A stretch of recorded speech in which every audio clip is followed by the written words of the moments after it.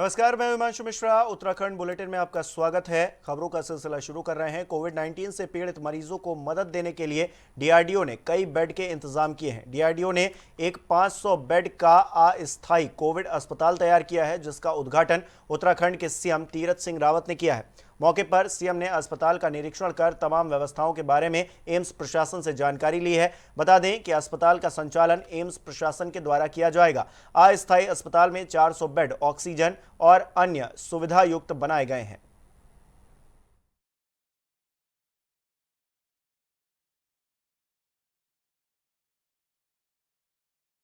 नरेंद्र मोदी जी का, रक्षा मंत्री आदरणीय राजनाथ सिंह जी का बहुत धन्यवाद कर रहा हूं, जिन्होंने हमारे उत्तराखंड के लिए बहुत बड़ी सौगात दी है। 500 बेड का हॉस्पिटल हमारे इस उत्तराखंड की धरती यानी आईडीपीएल में, जहां का मैं विधायक भी हूं, वहां पे बनके आज तैयार हुआ। उसका उद्घाटन माननीय मुख्यमंत्री के द्वारा किया गया और साथ ही एक 500 बेड का हॉस्पिटल हल्द्वानी में तैयार हो रहा है, जो बहुत जल्द उसका उद्घाटन होगा। इससे इतनी बड़ी राहत मिलेगी, मैं तो कह सकता हूँ कि पिछले दिनों जिस प्रकार से बहुत तेज़ी से ग्राफ बढ़ रहा था और अनेकों लोग बेड और वेंटिलेटर इसकी मांग कर रहे थे, हालांकि उस समय इतना ज़्यादा बेड कम थे, लोग ज़्यादा थे। हमने बहुत प्रयास किया, अनेकों लोगों के हमारे पास भी फ़ोन आते थे, हम लोगों ने उनको किसी भी तरह से हॉस्पिटल्स में एडमिट कराने का भी काम किया। डीआरडीओ के माध्यम से 500 बेड का कोविड सेंटर शुभारंभ हुआ है, उसका लोकार्पण हुआ है और मैं इसके लिए भारत के प्रधानमंत्री आदरणीय मोदी जी का, रक्षा मंत्री माननीय राजनाथ सिंह जी का हृदय से धन्यवाद करना चाहूँगा,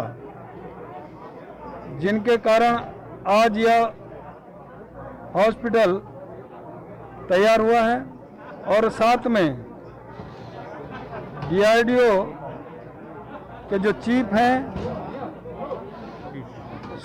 डॉक्टर सतीश जी, उनका भी धन्यवाद करना चाहूँगी। कम समय में 14 दिन के अंतराल में यह हॉस्पिटल हमको तैयार कर। और अमित हमारे साथ, हमारे सहयोगी ऋषिकेश इस वक्त जुड़ चुके हैं। अमित, क्या हालात हैं वहां पर कोरोना को लेकर, और इस बीच 500 बेड का जो अस्थायी अस्पताल बनाया गया है डीआरडीओ की तरफ से, क्या जानकारी मिल पा रही?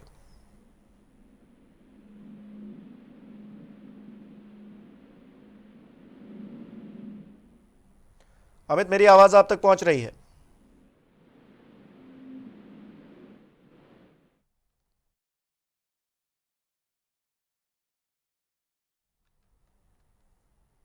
रुक करेंगे अगली खबर का। ऋषिकेश के एम्स में 2 मरीजों में ब्लैक फंगस की पुष्टि हुई है। एम्स निदेशक के मुताबिक दोनों ही मरीज कोरोना के संक्रमित होने के बाद में अस्पताल में भर्ती हुए थे, जहां पर मरीजों का नियमित रूप से इलाज चल रहा था और लक्षण दिखाई देने के बाद में डॉक्टरों ने इस फंगस की पुष्टि की है। फिलहाल दोनों ही मरीजों का इलाज जारी है।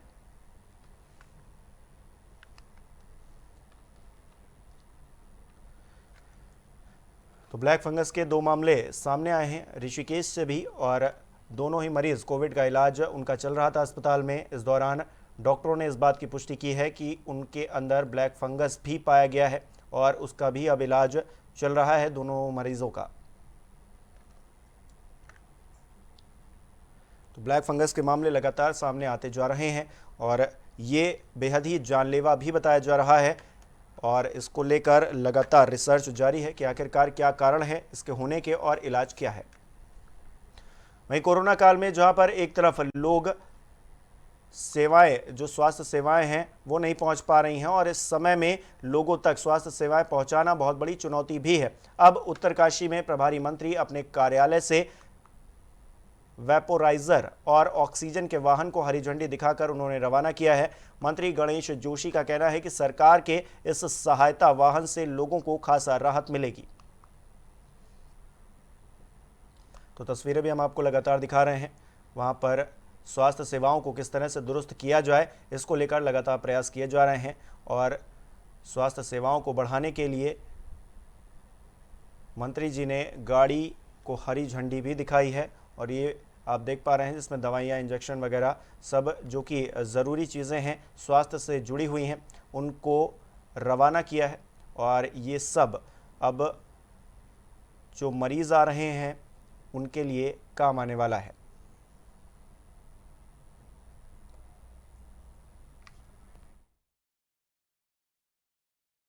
सरकार लगातार प्रयास कर रही है हमारी मदद कर रही है। लेकिन उसके बावजूद कई ऐसे क्षेत्र हैं जहाँ पर हम स्वयंसेवी संस्थाओं के माध्यम से उन लोगों तक राहत सामग्री भेज रहे हैं। Pandit Deendayal Upadhyay action research society, जिसकी अध्यक्षा मेरी बेटी है, उस संस्था के माध्यम से हम आज जरूरत क्षेत्र के लिए concentrator, corona kit, oximeter, face shield, sanitiser, mask आदि सारा सामान।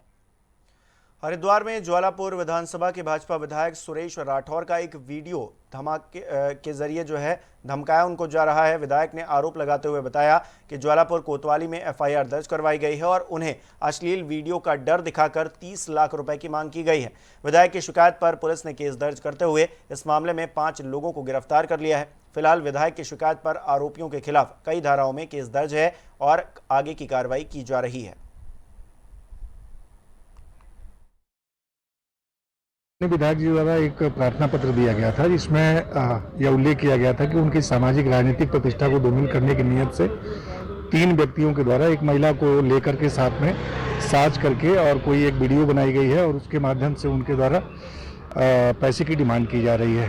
तत्काल हमारे द्वारा मुकदमा पंजीकृत किया गया। इसमें आईपीसी की 388, 120B और 34 के अंदर मुकदमा पंजीकृत किया गया। जो चारों नामजद अभियुक्त थे, चारों एलोपैथी डॉक्टरों पर दिए गए बयानों को लेकर बाबा रामदेव पिछले कई दिनों से चर्चा में है। महामारी के बीच में एलोपैथी और डॉक्टरों पर बयान के बाद में बाबा रामदेव को काफ़ी आलोचनाओं का सामना करना पड़ रहा है। केंद्रीय स्वास्थ्य मंत्री हर्षवर्धन ने भी रामदेव को इस तरह के बयानों से बचने की नसीहत देते हुए माफ़ी मांगने के लिए पत्र लिखा है। वहीं पर अब हरिद्वार में इंडियन मेडिकल एसोसिएशन भी रामदेव के खिलाफ मोर्चा खोल रखा है और आईएमए ने रामदेव के खिलाफ 1000 करोड़ रुपए का मानहानि का केस भी ठोक दिया है। डॉक्टरों ने रामदेव और पतंजलि के खिलाफ विरोध प्रदर्शन भी किया और सोशल मीडिया पर भी बाबा रामदेव के खिलाफ मुहिम चलाई जा रही है।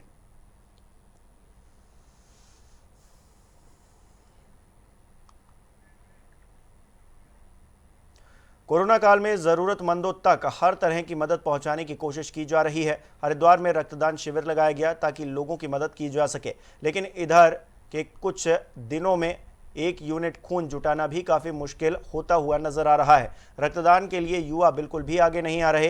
प्रदेश सरकार के द्वारा अपील की जा रही है कि ज़्यादा से ज़्यादा लोग रक्तदान करें और मरीजों की मदद करें। रक्त शिविर को लेकर राज्य मंत्री का कहना है कि सरकार इस दिशा में कदम उठा रही है। उन्होंने जनता से भी अपील की है कि वह भी इस आपदा की घड़ी में रक्तदान के लिए बिना डरे आगे आए। ऐसा इसलिए हो रहा है कि कुछ लोगों को ये डर है कि हम ब्लड डोनेट करने जाएंगे तो हमें कोरोना का सामना ना करना पड़े। डर रहे हैं आज। और उसके कई लोग जो डोनर थे, जो हमारे कैंप में पहले आते थे, हम लोग फ़ोन करते हैं उनको कि आप अपना ब्लड डोनेट कीजिएगा, तो वो कहते हैं मैम हम देने को तैयार है, लेकिन जो वहाँ की व्यवस्थाएं हैं जहाँ हम डोनेट करने जाएं, वहाँ कोरोना का प्रकोप जो फैला हुआ है। आज हमारे कैंप भी लगे थे, लेकिन जहाँ हमारे कैंप में 70-80 यूनिट आती थी, वहाँ हमारे कैंप में लास्ट कैंप में 27 यूनिट आई। एक इंसान की जिंदगी बचाने के लिए वो उतना जरूरी होता है जितना एक इंसान को पानी की जरूरत। कोरोना महामारी से लोगों को बचाने के लिए लोगों से नियमों का पालन करने के लिए कहा जा रहा है। साथ ही लोगों को वैक्सीन लगवाने के लिए जागरूक भी किया जा रहा है। लोगों से कहा जा रहा है कि कोई भी दवा लें, डॉक्टर की सलाह पर ही लें। जानकारी दी गई कि बाजारों, कस्बों और गांवों में जाकर लोगों से बातचीत की जा रही है और उन्हें कोरोना के बारे में जानकारी दी जा रही है। मैं जन कल्याण समिति है हमारी कुंवारी मंडल से रहा, तो ये हम लोग पूरे पिंडर घाटी के गांव-गांव और थराली, देवाल, नारायण बगल में हम एक जागरूकता अभियान चला रहे हैं, जिसके तहत हम लोगों को बता रहे हैं कि माना लॉकडाउन से ये कोरोना की चैन भी टूट रही है। साथ ही हम लोगों को कह रहे हैं कि खेतों में भी जा रहे हैं तो मास्क जरूर पहने। महिलाएं हैं, पुरुष हैं, चाहे बच्चे हैं, सब मास्क पहने और 2 गज की दूरी। शादी बारातों में जाते हैं तो हम कह रहे हैं कि 2 गज जरूर आप अपने आप में बनाए रखें, क्योंकि हमारा ये संदेश, हम अगर यहाँ से पिंडर घाटी से अच्छा संदेश देंगे तो पूरे भारत में एक संदेश। नरेंद्र नगर में पेयजल पाइपलाइन 2 साल पहले ऑल वेदर रोड निर्माण के कारण क्षतिग्रस्त हो गई थी और इस वजह से गांव वाले बूंद बूंद पानी के लिए मोहताज हो गए थे। ग्रामीणों की मांग पर all weather road construction company द्वारा जलापूर्ति के लिए टैंकर लगाया गया। इस समस्या की वजह से ही निःशुल्क टैंकर लगाया गया है। ग्रामीणों का कहना है कि उन्हें पानी के लिए किसी भी तरह का संकट नहीं होना चाहिए। अब ग्रामीणों की मांग है कि जल्द ही पेयजल पाइपलाइन को भी सही करवाया जाए और अगर ऐसा नहीं हुआ तो वो आंदोलन शुरू कर देंगे। ऑल वेदर रोड जो काम कर रही है, उन्होंने हमारी पंचायत की लाइन सारी तोड़ दी है, जो कि राजश्यामा कंपनी ने अपना एक टैंकर लगाया था, लेकिन वो भी सही से नहीं लगाया। फिर मैंने अपना टैंकर लगाया जो निःशुल्क लगाया था, लेकिन उससे भी क्योंकि गंदा पानी है गंगा जी का, जो कि गांव वाले गंदा पानी पीने के लिए मजबूर हैं और उससे काफ़ी। बहादुराबाद के दौलतपुर गांव में बीते दिनों हुई डकैती का पुलिस ने खुलासा किया है। डकैती की घटना को लेकर पुलिस अधिकारी ने कहा है कि मास्टरमाइंड के साथ में उसके 3 अन्य लोगों को भी गिरफ्तार कर लिया गया है। खुलासे में पुलिस ने बताया है कि शातिरों को पकड़ने के लिए की गई टीमों का गठन भी किया गया था और चेकिंग के बाद में अपराधियों को पकड़ने में सफलता हासिल की गई है। जैसे अपराधी कह कर गए थे, मैं धमकी दे कर गए थे कि सोच समझ कर करना पुलिस कार्रवाई, क्योंकि तुम्हें आगे भी रहना है। तो मैं पुलिस को बहुत बहुत साधुवाद देता हूँ। सारी टीम को इतनी मेहनत करी है इन्होंने, और मैं चैलेंज करता हूँ अपराधियों से कि आए, दोबारा फिर आए मेरे घर पर, क्योंकि जो पुलिस का नारा है सेवा, आज उन्होंने तत्पर होकर वो सेवा करी है।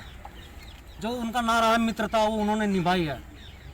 और जो उनका नारा है कि सुरक्षा, वो सुरक्षा आज हम सबको सामने दिखाई दे रही है। मैं बहुत बहुत धन्यवाद करता हूँ पूरी 18 रात को जो है गांव दौलतपुर में हाईवे का नज़दीक, जो स्टेट हाईवे का नज़दीक जो मकान में जो है डकैती का घटना घटित होने का सूचना सुबह मिली थी। तो सभी उच्च अधिकारीगण जो है मौके पे पहुंचे। हमने लगभग 8 टीम इसमें गठित करके लगातार इसमें कार्रवाई कर रहे थे। आज इसमें जो है हमें सफलता मिली। इसमें जो है कुल 6 अभियुक्त थे, इसमें 4 लोगों को हमने गिरफ्तार कर दिया गया है और इसमें घटना में प्रयुक्त 2 मोटरसाइकिल और तमंचा और चाकू और पेचकस सब चीज़ को हमने बरामद कर लिया और चोरी हुआ माल से नगद में 42,000 रुपया और जो भी चोरी हुआ जेवर है उसका सबने हमने।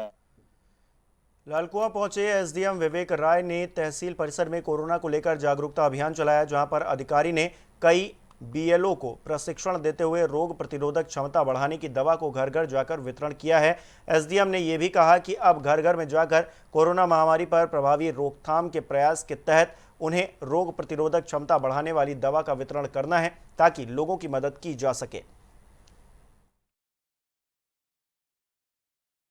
कोरोना के संक्रमण को कम करने के लिए शासन ने हमारे जिलाधिकारी महोदय के स्तर से निर्णय लिया गया है कि मेडिसिन आइवरमेक्टिन है, हर वयस्क नागरिक को हमको इसको 6 दवाएं और 10 साल से 15 साल के बच्चे को 3 दवाएं देनी है।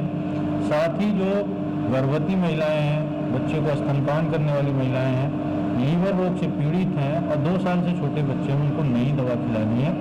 इसी दवा के वितरण के लिए हम बूथ लेवल ऑफिसर्स का सहयोग ले रहे हैं, उनको हम ट्रेनिंग दे रहे हैं कैसे कैसे वो वितरण करेंगे, किनको नहीं करेंगे, किनको करेंगे, और साथ ही कोरोना से बचाव के लिए क्या क्या वो वहाँ पर जाकर के लोगों को सूचनाएं देंगे, कैसे अवेयर करेंगे, इस बारे में हम। और इन्हीं खबरों के साथ इस बुलेटिन में इतना ही। नमस्कार।